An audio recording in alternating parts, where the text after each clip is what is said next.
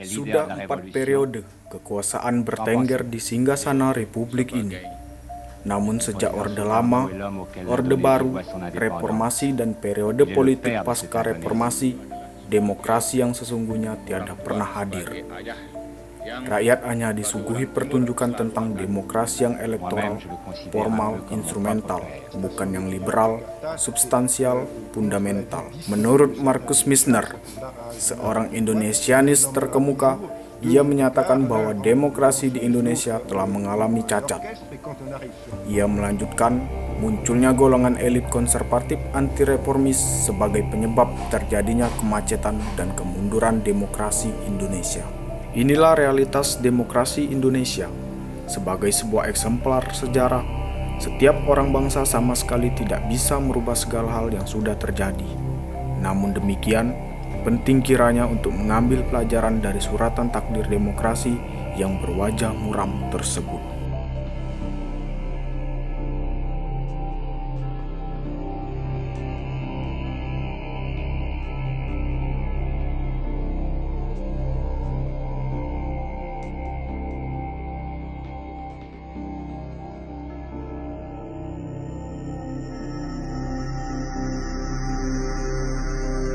Di sini kami akan membahas tentang negara birokratik otoriter dan redemokratisasi. Teori birokratik otoriter. Contoh studi kasus yang ada di Indonesia. Rezim NUP yang berkuasa berbeda dengan rezim NUP di Korea Selatan, Taiwan, dan Singapura. Di 3 negara tersebut, rezim NUP-nya disebut rezim NUP pembangunan, sementara di Indonesia, rezim NUP-nya disebut NUP rente, menurut Arif Budiman tahun 1991. Apa itu birokratik otoriter? Birokratik otoriter merupakan sebuah konsep otoritarianisme di mana sebagian besarnya kebijakannya dibuat oleh teknokrat. Otoritarianisme birokratis sering disebut sebagai sebuah jenis rezim.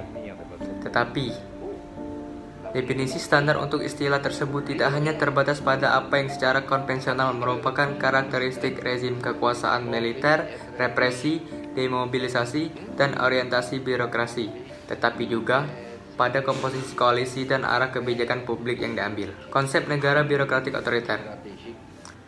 Negara birokratik otoriter dibentuk oleh kaum elit militer dan ekonomi dengan tujuan spesifik mewujudkan stabilitas ekonomi dan politik jangka panjang, yang pada akhirnya akan menciptakan integrasi ekonomi secara vertikal. Saya dengan ini menyatakan bahwa saya tidak akan bersedia lagi untuk dicalonkan sebagai.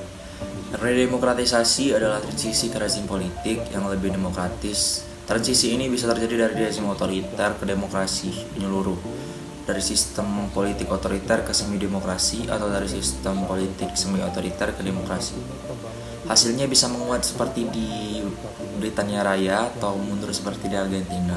Berbagai pola demokratisasi digunakan untuk menjelaskan fenomena politik lain, misalnya apakah negara terlibat dalam perang atau ekonominya tumbuh. Demokratisasi ini dipengaruhi oleh berbagai faktor, termasuk pembangunan ekonomi, sejarah masyarakat madani, dan hasil ideal dari demokratisasi adalah menjamin rakyat punya hak memilih dan suara dalam sistem politik negaranya.